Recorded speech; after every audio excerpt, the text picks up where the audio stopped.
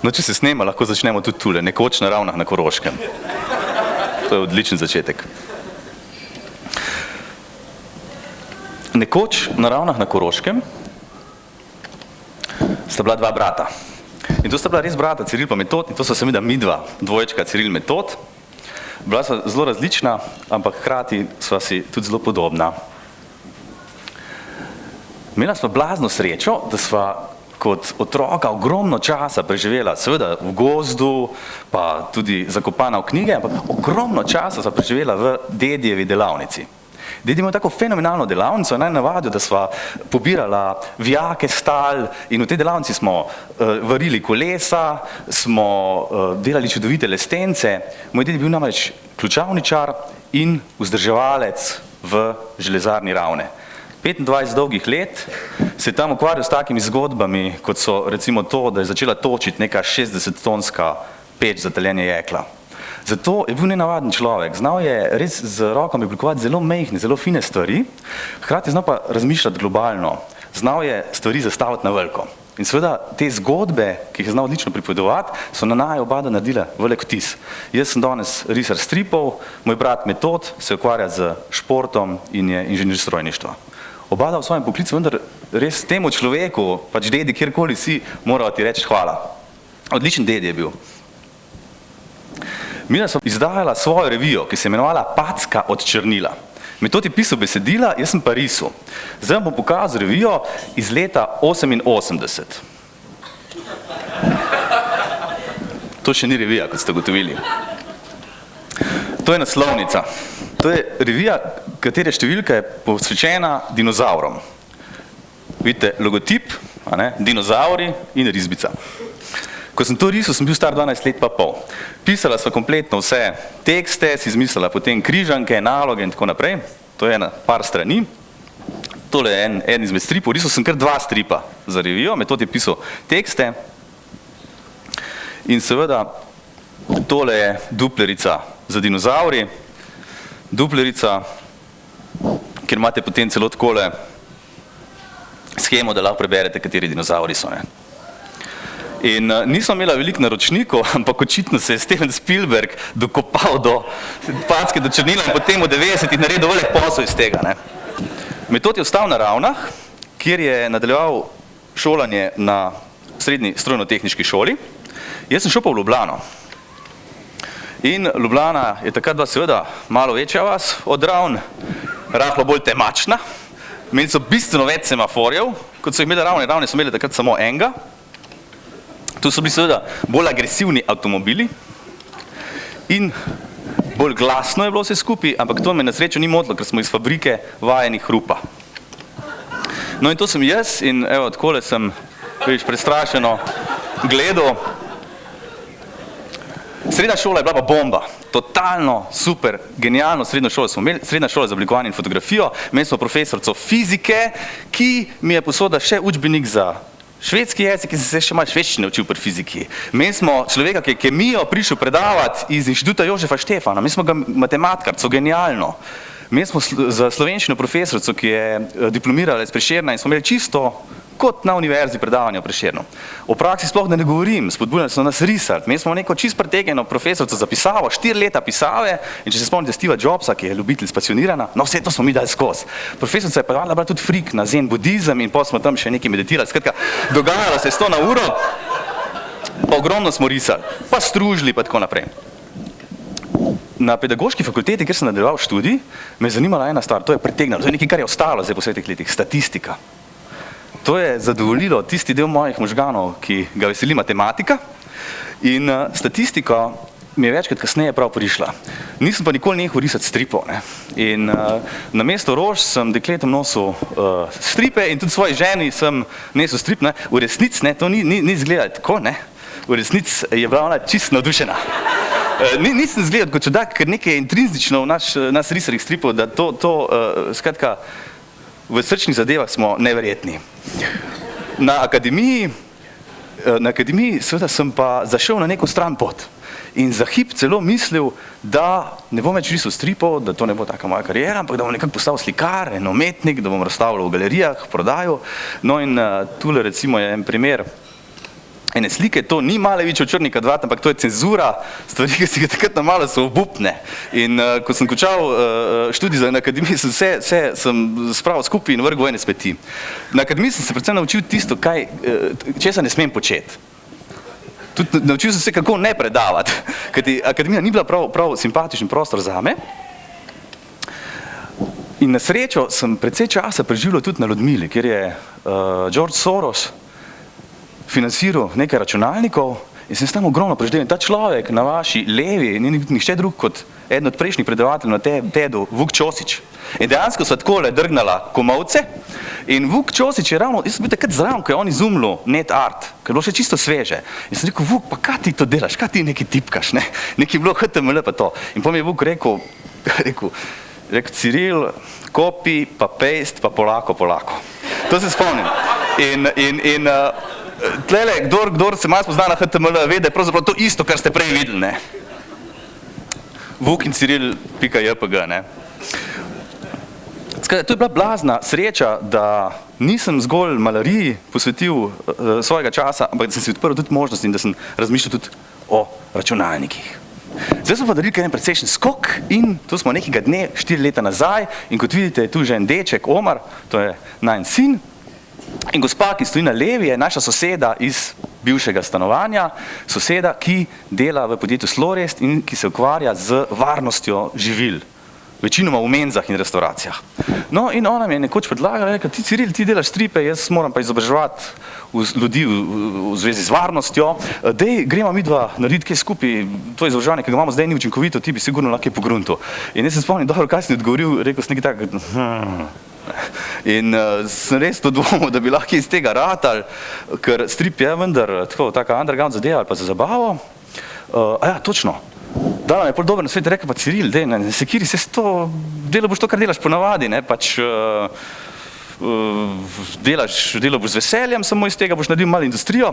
Jaz sem vzel njen nasled za res, ne, in sem takoj ženi naredil še 2 otroka. In seveda je pa stvar postala resna, ne. Zdaj, če pomenjamo, ne, prišli smo od tega do tega, ne, in sem šel v to firmo Slorest, ne, kjer so na srečo bili zelo, zelo razumni, imeli so tudi resno težavo, morali so do zahtevne standarde učiti, predstaviti ljudem, ki nimajo časa, ki so utrujeni, starejši, morajo tudi slabše izobraženi. In podjetje Slorest nima enega, ampak kar 120 različnih obratov po celi Sloveniji in to je zelo razpršeno, te kuhne so v različnih fabrikah, fabrikicah, kakje so samo delilne, kakje so centralne, kakje dobro opremljene, kakje malo slabše. Skratka, ni zelo težko vzpostavljati skupni imenovalec. In njihovo prejšnje izobraževanje, s katerim so poskušali te resne standarde, ne, izobraževanje je zelo resna zadeva, predstavlja tem utrujenim gospem in gospodom v kuhnah, to izobraževanje je bilo milo rečeno katastrofa. To je nekdo takole frontalno, ne zezam se, 8 ur ob sobotah razlagal tem gospem. Jaz nisem mogel reči, pa 8 ur, ste zmešani. In temu je sledil nek obutno dolg test, ne. In ljudje so seveda bili zaspani, ne. Ljudje niso razumeli, ne. Ker to so le ljudje, ki so, redki so uživali, ne. Nekateri so se imeli fajn, ne. Nekateri so se imeli zelo fajn. V glavnem čas je bil, da zastavimo nekaj novega. Ok, smo rekli z Kato, tako ime te moje prijateljici, sodelavki iz Sloresta, sem rekla, ok, da se losi tako, pa bova midva naredila najprej za začetek, bova naredila like stripovske in like tako, da bova za vsako delovno mesto v menzi oziroma v restauraciji izbrala, recimo tole je vodja obrata, šef sale. Kako ti ime sale? Kaj si po poklicu šef sale? Čak malo, ok. V glavnem, kuharica Marička, pomivalka tukaj, potem imate tudi recimo kuharskega pomočnika, pa tudi so ostalo infrastrukturo, recimo delilce, pa goste. Tule sta prijazni gost Tomaž, pa jezni gost Ciril, smo dali temu imeti, tako se skupaj zdeva. No in za tole skupinco likov smo sestavili takele testne testne stripke. Kaj s temi testnimi stripi? Mi z Kato smo se zdela ful cajta, približno pol leta sva stvar kuhala in sva ogromno šla po kuhnah, po mehkih velikih obratih tam poslušala. Jaz sem rekel na ušesa, tako neformalno, kaj se pogovarja, kakve vrste humor je, bolj kosmat v kuhnah, resnici na ljubo. In smo potem predstavljali tri vrste stripa, en tak zelo konzervativen, en srednji, en pa malo bolj provokativen. In smo rekli, dajmo videti, kaj ljudem res paše, kaj mi je na kožo pisano. Vsebina je pa, čeprav se to ne zdi morda na prvi pogled, zelo natančno določena po standardu HACCP. Standard HACCP je HACCP, ki ga je začela razvila NASA v Ameriki, ker so ugotovili, da driska v breztežnostnem prostoru ni fajn, ne? In da je zelo dober mal pač čuvati pri vnosu živil, da ne pride do kakih okužb. Vendar je ta standard potem seveda naredil precejšen tis recimo na Evropsko skupnost, Evropska skupnost precejšen tis na Slovenijo in Slovenija ga je 100% podprla. Tako da zdaj imamo včasih tudi rahlo pretirane predpise. No, 3 štorije, potem so pa tako pretkano naredili, da sem se jaz predstavil kot nov risar v obratu na Ravnah na Koroškem, točno v tej tovarni, kjer je moj dedi 25 let delal kot vzdrževalec. Prav sem s stripom prišel nazaj v to isto tovarno, to je ena največjih menz in tu so res ljudje predani delu in tu je to pa pravo proletarsko vzdušje. In zdaj, glede na to, da je občinstvo res inteligentno, bi lahko rekli, da we are bringing menza to mensa, ne? V glavnem, kako rečem, za strip, ne, da pač iz trafike ga prenašamo v fabrike. In pogledajte, takole smo se zbrali in to je tudi model izobraževanja, ki zdaj sicer ga uporabljajo v Slorestu. Vodja obrata posadi v 15 ali pa 20 minutah časa med izmenama svojo ekipo, ki je lahko 5 ljudi, lahko več, vzamejo v roke strip in preberejo in grejo od sličice do sličice in potem predebatirajo, kaj je narobe. To so naredili tudi tule, ker sem se jaz rokoval z vsemi, smo seveda potem preverili tudi, a je čustvena reakcija dobra.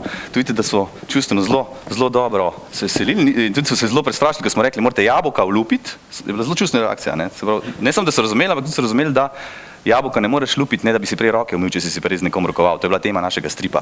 No, tu vidite Kato, zadovoljna, pa so zadovoljne še gospe, vidite, kako ponosno držijo ta strip. Tako je rato, ljubenci, in tle vidite, da je stvar šla skozi, ne, in mislim, da tu vse jasno, ne.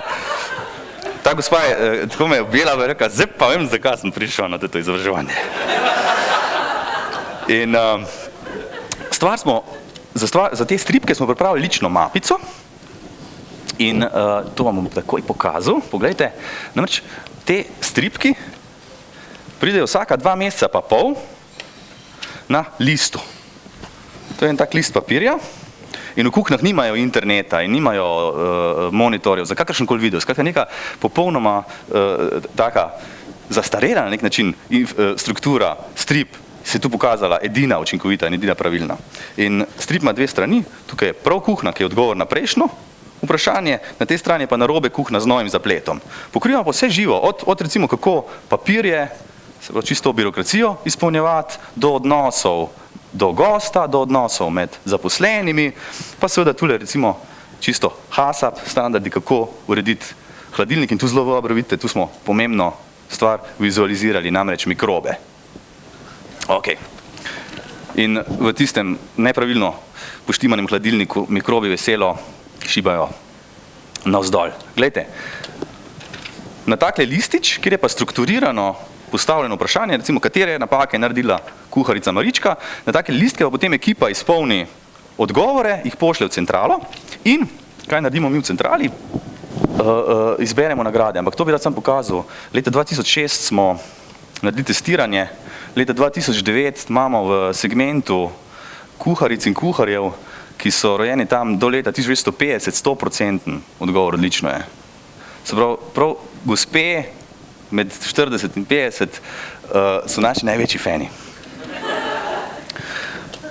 To izobraževanje vsem zakonom zadosti, tudi okoljskim standardom zadosti, pa kar je ful pomembno, le 25% stroškov prejšnjega izobraževanja porabimo za to.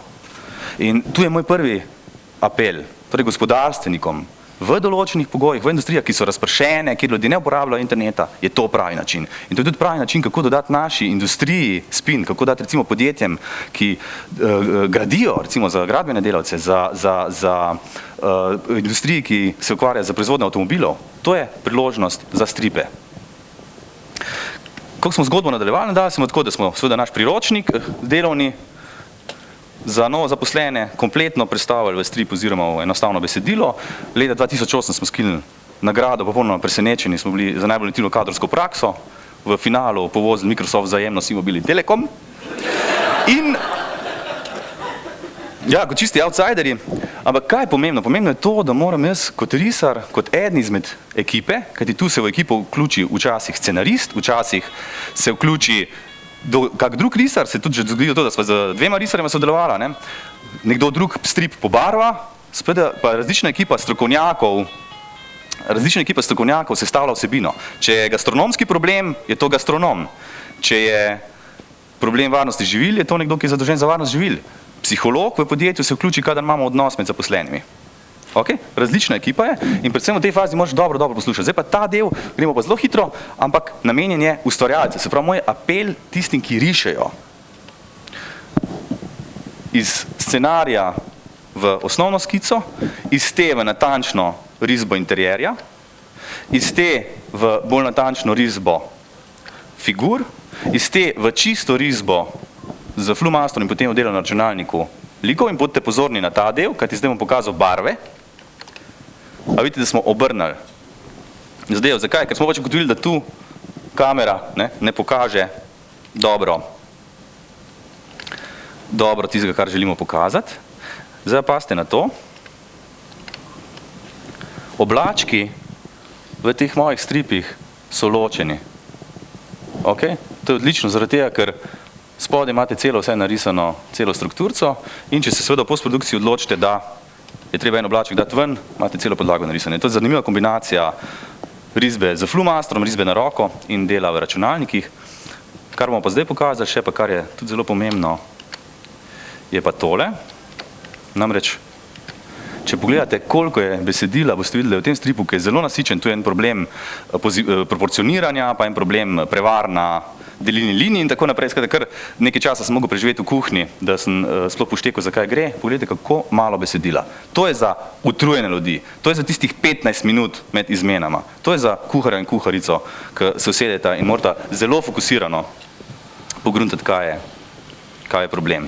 Poznate to mapo, videli boste, da internetne povezave imajo zelo veliko belih lis in seveda je v teh belih lisah eksplodiral strip.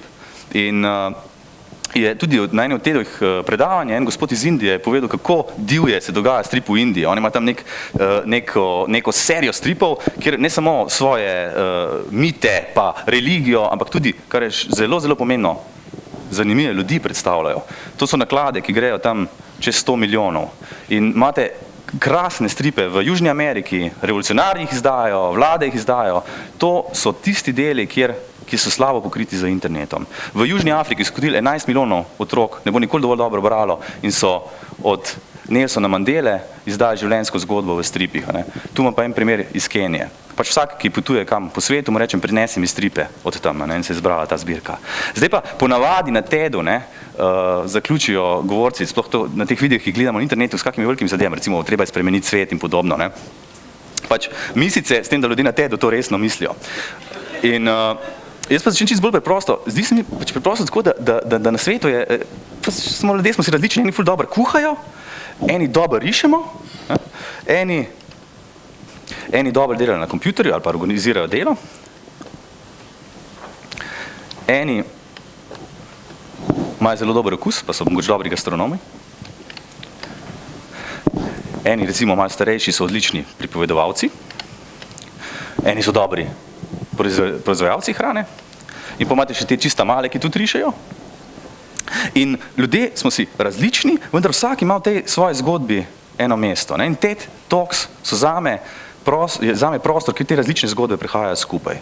Kar pa želim danes poudariti, pa to, da tudi te mediji, kot so stvari stiskane časopisi ali pa stripi, bodo odigrali pomembno vlogo v prihodnosti, predvsem na teh slepih, belih lisah internetnega zemljevida. In to pomeni precejšen del Azije, Afrike in Južne Amerike, zato seveda zaključujem tudi z tem apelom ljudem v tujini, naj se spomnijo, da imajo odlične risare doma, da lahko z enim ciklostilom narediš veliko.